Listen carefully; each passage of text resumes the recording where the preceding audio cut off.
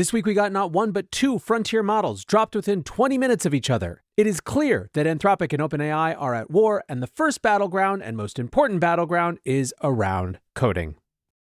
Oh my goodness. Look, it is a good day around here when we get news about upcoming models. It's a great day when we actually get a new model that we get to play with. And it is just something else entirely when within 20 minutes of each other, two of the leading frontier labs drop dueling frontier models. In this case, with an incredibly clear focus.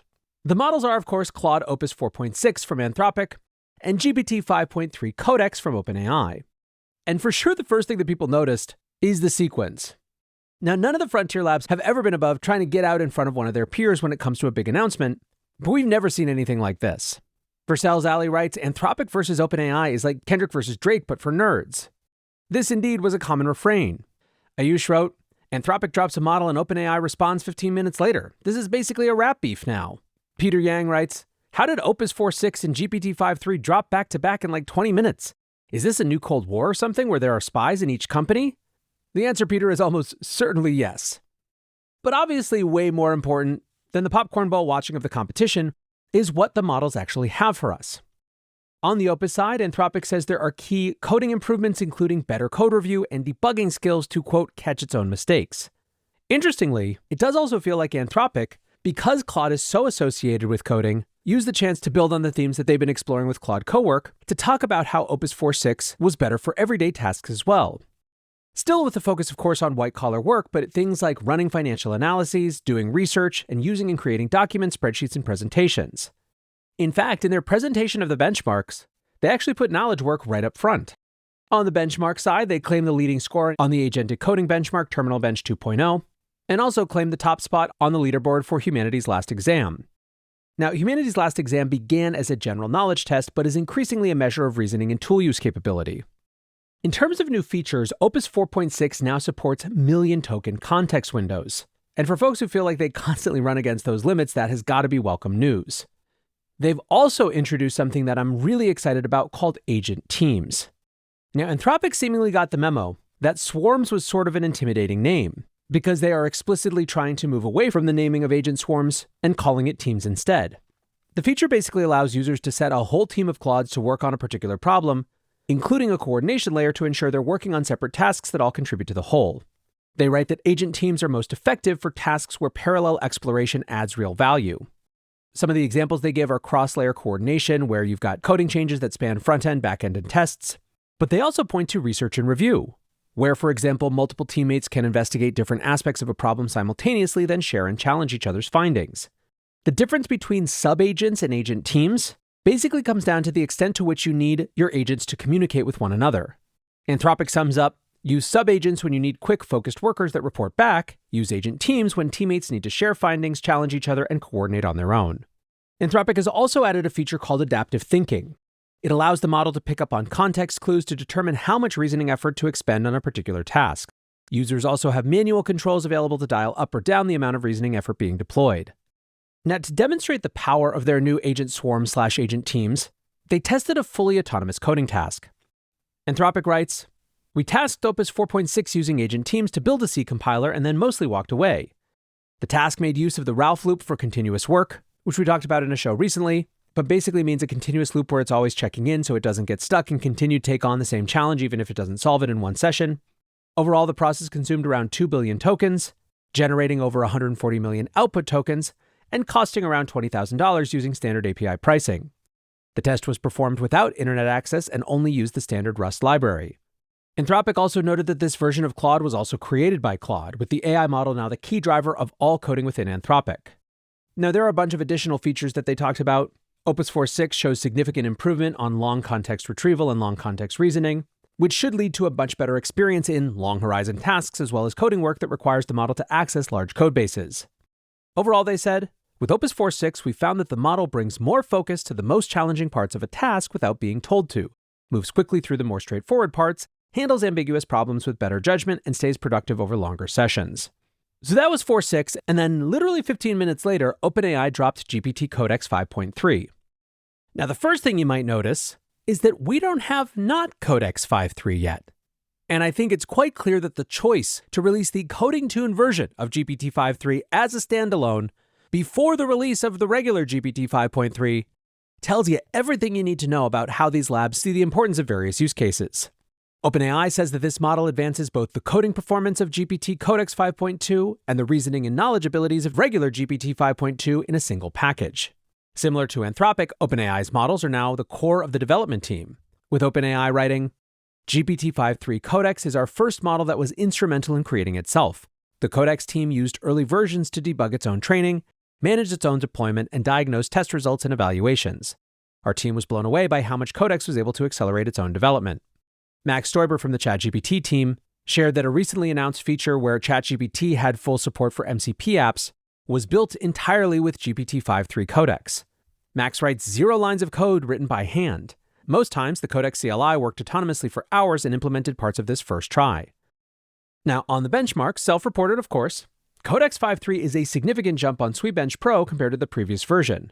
And maybe even more notably than performance, the performance that was achieved with far fewer tokens, demonstrating OpenAI's work on token efficiency. The model claims a new absolutely state-of-the-art score of 77.3% on Terminal Bench 2.0, which beats Codex 5.2 at 64%, and is, if true, much higher than Opus 4.6 at 65.4%. For their autonomous coding demo, OpenAI showed off a racing game. Codex 5.3 used the web game skill and was fed generic prompts throughout the process like fix the bug and improve the game. The result demonstrated that Codex 5.3 can churn through a task using millions of tokens without human intervention. Like Anthropic, OpenAI also highlighted various non-coding work that Codex 5.3 excels at.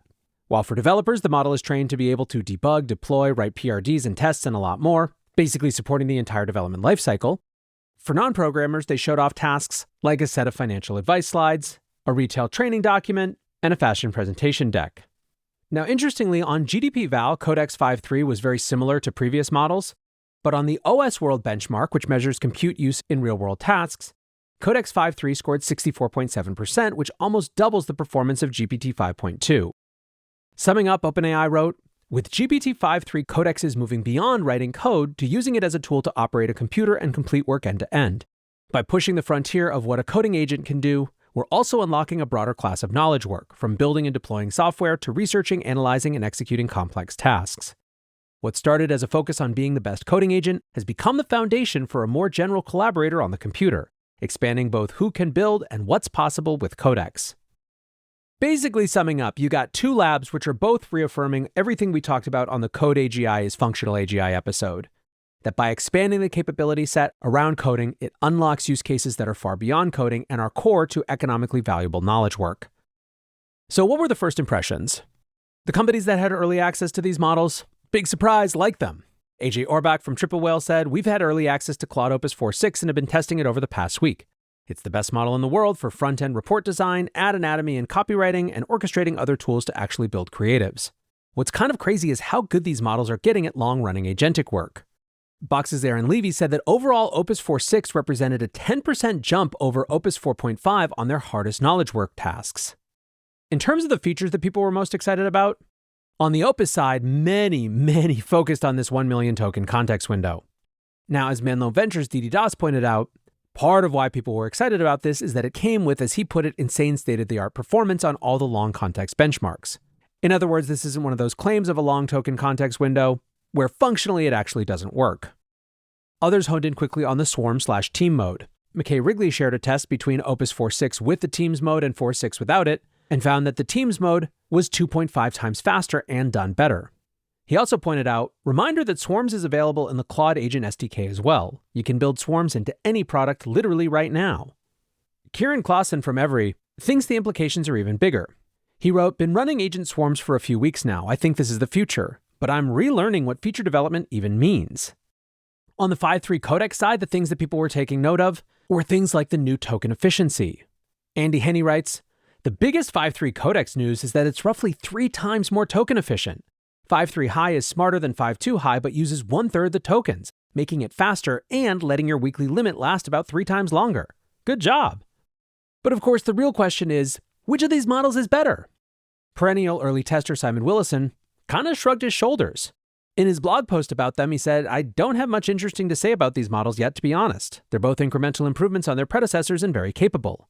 Maybe my favorite tweet, which maybe you'll get right away but did take me a second, came from the Prime Agent who wrote, I cannot believe how much better 5.3 is than 4.6. After some internal testing, results show it's 15.2% better. Now, rather than explain, I'll let you try to work that one out for yourselves. Some people did try to actually make a comparison, though, and many did it with their own benchmarks. Neil Chudley writes, TLDR, Opus 4.6, 1 million context, enterprise and knowledge work, agent teams in Claude Code, not benching as high as Codex 5.3. Although he does point out that he doesn't really care about self-reported benchmarks. On 5.3 Codex, he writes wins code benchmarks, faster, mid-task steering, but less than half the context window of Opus. His conclusion, gonna have to try Codex, I guess. With things still pretty fresh on a performance side, Latent Space focused on the blood sport that model releases have become. They write, if you think the simultaneous release of Claude Opus 4.6 and GPT-5.3-Codex is sheer coincidence, you're not sufficiently appreciating the intensity of the competition between the leading two coding model labs in the world right now. Now, ultimately, they gave this round to Anthropic from a developer retention perspective, getting out ahead of OpenAI and offering a huge range of new features to try out, and a $50 credit for tinkering away this weekend. At the same time, they noted that OpenAI won across most benchmarks and delivered a model that was 25% faster than their previous generation and has higher token efficiency. Their head-to-head comparison, nascent though it is, showed OpenAI was stronger in coding and speed, while Opus had the edge on agent orchestration and long context tasks. However, and I think this is extremely important if you were trying to have a definitive answer right now, they noted that the pair of models are so close that it's likely that, quote, all first-day third-party reactions are either biased or superficial.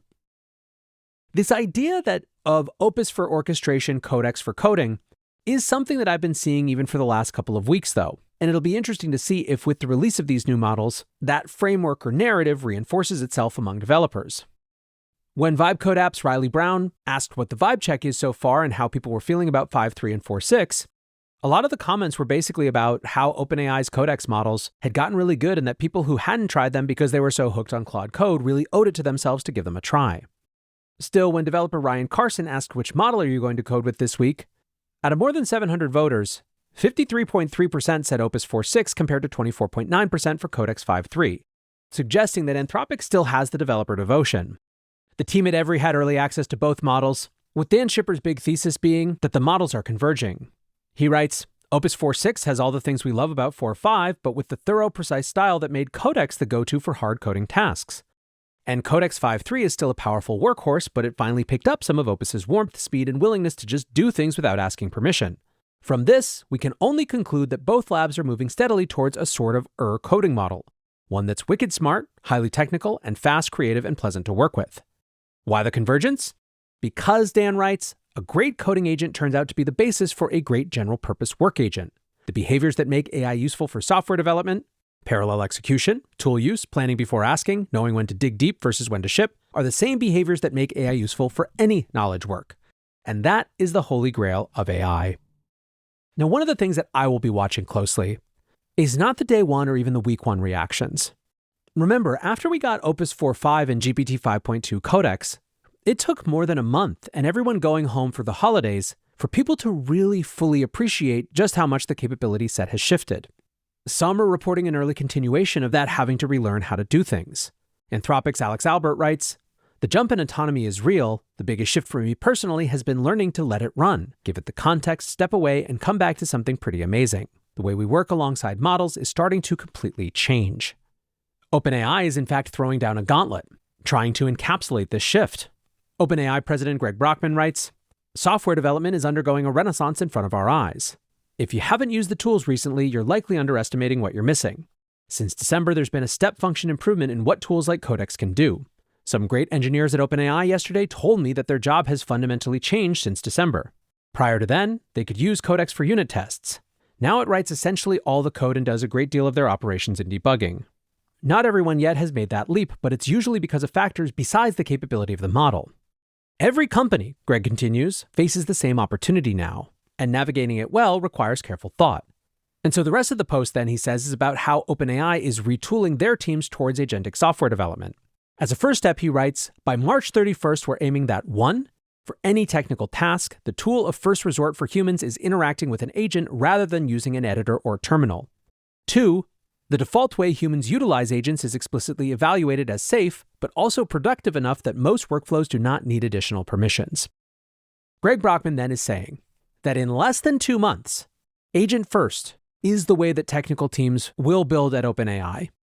If that doesn't put a starting gun on how we all should be thinking about changing our own workflows, I don't know what will. Ultimately, it is a very exciting moment, one which, as we'll see on our next episode, even has people rethinking the whole idea of an AI bubble.